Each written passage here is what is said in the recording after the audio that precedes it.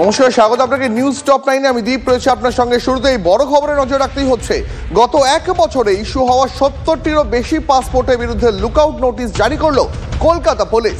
ভুয়ো নথি দিয়ে তৈরি পাসপোর্টের মালিকদের চিহ্নিত করতে বড় পদক্ষেপ কলকাতা পুলিশের গোয়েন্দা বিভাগের। আরো বিস্তারিত জানাবেন সহকর্মী সিজার রয়েছেন টেলিফোন লাইনে। সিজার, এখনো পর্যন্ত আর কি জানা যাচ্ছে? দেখো, এই লুকআউট নোটিশ জারি করার প্রক্রিয়া শুরু করার পেছনে মূল উদ্দেশ্য একটাই, যে ভুয়ো নথি দিয়ে যারা পাসপোর্ট বানিয়েছেন তাদেরকে চিহ্নিত করা। কারণ এই পাসপোর্টের এগেন্স্টে লুকআউট নোটিশ জারি করলে বিভিন্ন বিমানবন্দর, স্থলবন্দর বা নৌবন্দরে গত এক বছরে এই পাসপোর্টের এগেন্স্টে কারা কোথায় ভ্রমণ করেছেন সেই সংক্রান্ত তথ্য পাওয়া যাবে এবং সেই তথ্যের ভিত্তিতে অ্যানালাইসিস করে তাদের বর্তমান অবস্থান জানা সম্ভব হবে, এমনটাই গোয়েন্দারা মনে করছেন। এবং পাশাপাশি কার্যত জোড়া হাতিয়ার তারা তৈরি করছেন এই ভুয়ো পাসপোর্টধারীদের চিহ্নিত করার জন্য। ওর আঞ্চলিক পাসপোর্ট অফিসের কাছ থেকে এই পাসপোর্টের আবেদনের সময় যে পেমেন্ট হয়েছিল, অনলাইন পেমেন্ট, সেই পেমেন্টের কোন অ্যাকাউন্ট থেকে হয়েছিল সেই তথ্যও চেয়ে পাঠানো হয়েছে। সেই তথ্য দিয়েও এই পাসপোর্ট কারা পেয়েছেন, অর্থাৎ কারা আবেদন করেছিলেন, তাদেরকে চিহ্নিত করার চেষ্টা চলছে। কারণ তারা মনে করছেন এই পাসপোর্ট হোল্ডার, যারা ভুয়ো পাসপোর্ট হোল্ডার, তাদেরকে পাওয়া গেলে এই গোটা চক্রের আরেকটা এন্ডকে চিহ্নিত করা সম্ভব হবে। কারণ তারা কাদের মাধ্যমে টাকা দিয়েছিলেন, কাদের মাধ্যমে পাসপোর্ট পেয়েছিলেন, সেই অংশটা জানা জরুরি। তাহলে চক্রের বাকি লোকজন যারা রয়েছে তাদেরকেও পাকড়াও করা সম্ভব হবে। অনেক ধন্যবাদ তোমাকে সিজার। দেখুন, এর পাশাপাশি প্রশ্ন উঠে যাচ্ছে যে কলকাতা পুলিশের অন্দরেই তাহলে কি ডালপালা মেলেছে জালিয়াতি চক্র? পাসপোর্ট কাণ্ডে গ্রেপ্তার হওয়া ট্রাফিক হোমগার্ড, আর এদিকে সমরেশ মনোজদের জেরা করে প্রত্যেক দিনই নতুন নতুন তথ্য পাচ্ছেন তদন্তকারীরা। এবার সন্দেহের তালিকায় কলকাতার 2 ডিভিশনের অন্তর্গত কয়েকটি থানার ভেরিফিকেশন অফিসারেরা।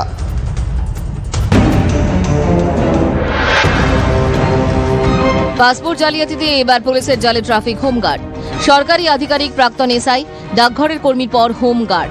চন্দননগরের পুলিশের জালে 3 অভিযুক্তের মধ্যে একজন হোমগার্ড।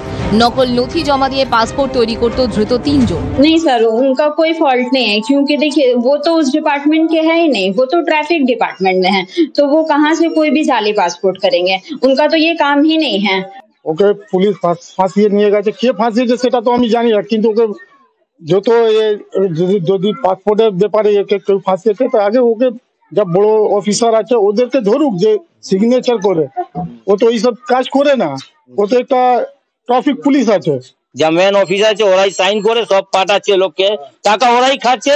আর যখন ফেসে গিয়েছে সব এই ছেলেগুলোকে দিয়ে দিয়েছে, যার ভিতরে ছেলেগুলো আছে। চক্রে জড়িত থাকতে পারে আরো অনেকেই সন্দেহ পুলিশের। চক্রের গভীরে যেতে ধৃতদের হেফাজতে চায় চন্দননগর কমিশনারেট। পাসপোর্ট কাণ্ডে একের পর এক গ্রেফতারি। ধৃতদের জেরা করে ক্রমশ স্পষ্ট হচ্ছে কিভাবে এই চক্র কাজ করত। জাল নথি দিয়ে পাসপোর্টের আবেদন জানানোর পর ভেরিফিকেশনে বিস্তর জল মেশানো হতো। আর এখানেই সামনে আসছে পুলিশের ভূমিকা। পুলিশ সূত্রে খবর, ধৃত মনোজ, সমরেশদের জেরা করে জানা গিয়েছে উত্তর ও উত্তর পূর্ব কলকাতার কয়েকটি থানা এলাকার ঠিকানা ব্যবহার করে ভুয়ো নথিতে পাসপোর্ট ইস্যু হয়। 52টি পাসপোর্টের ভেরিফিকেশন করেছিলেন প্রাক্তন এসআই আব্দুল হাই।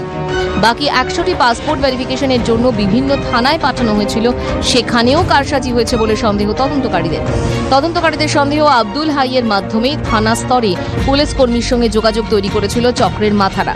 পাসপোর্ট জালিয়াতিতে কত টাকা লেনদেন হয়েছে জানতে মরিয়া লালবাজার। হেফাজতে থাকা মনোজ ও আব্দুলকে জেরা করে তাদের সংস্পর্শে থাকা থানা স্তরের পুলিশ কর্মীর নাগাল পেতে চাইছেন তদন্তকারীরা। সিকিউরিটি কন্ট্রোল অর্গানাইজেশন পাসপোর্ট সেকশনের পর এবার থানা স্তরের পাসপোর্ট ভেরিফিকেশনের দায়িত্বে থাকা পুলিশ কর্মীদের জিজ্ঞাসাবাদ করবেন তদন্তকারীরা। এদিকে পাসপোর্ট জালিয়াতি মামলায় অভিযুক্ত দীপক মণ্ডলের জামিনের বিরোধিতা করে কলকাতা হাইকোর্টে আবেদন করতে চলেছে লালবাজার। তদন্তে এখনো পর্যন্ত যা জানা গেছে, এই দীপক মণ্ডল সমরেশকে পাসপোর্ট দেওয়ার জন্য 3000 টাকা করে পেত। এই বয়ানকে হাতিয়ার করেই কলকাতা হাইকোর্টের দ্বারস্থ হতে চলেছে কলকাতা পুলিশ। এরকম একটা ঘৃণ্য অপরাধীদের এত তাড়াতাড়ি এরা যদি জামিন পেয়ে যায়, তাহলে সেটা কার ব্যর্থতা? পুলিশের কেস লেখায় ব্যর্থতা, পুলিশের ভেতরের অপদার্থতা, সেটা বুঝতে পারি না। এখন ওইসব নাটক করে যাতে জামিন ক্যান্সেল হয় তার জন্য আবেদন জানাবে, জামিন ক্যান্সেল হওয়া এত সহজ নয়। যারা জালিয়াতির সাথে যুক্ত তাদেরকে কিন্তু ধরছে রাজ্য সরকারের প্রশাসন, রাজ্য পুলিশ, রাজ্য এসটিএফ। পাশাপাশি আমরা দেখছি যে কেন্দ্রের বিদেশ দপ্তরের ব্যর্থতার জন্য, পাসপোর্টের অফিস যেগুলো কেন্দ্রীয় সরকারের অধীনস্থ সংস্থা, তাদের ব্যর্থতার জন্যই কিন্তু আজকে জাল পাসপোর্ট বেরোচ্ছে। এটা কিন্তু জলের মতো পরিষ্কার। নিম্ন আদালতের নির্দেশ চ্যালেঞ্জ করে হাইকোর্টের দ্বারস্থ হতে চলেছে কলকাতা পুলিশ। সুপ্রিয় গুহ, সুশোভন ভট্টাচার্য রিপোর্ট, TV9 বাংলা। আর এই মুহূর্তে যে খবরে নজর রাখবো, ক্রমেই অবনতি হচ্ছে মেদিনীপুর মেডিকেল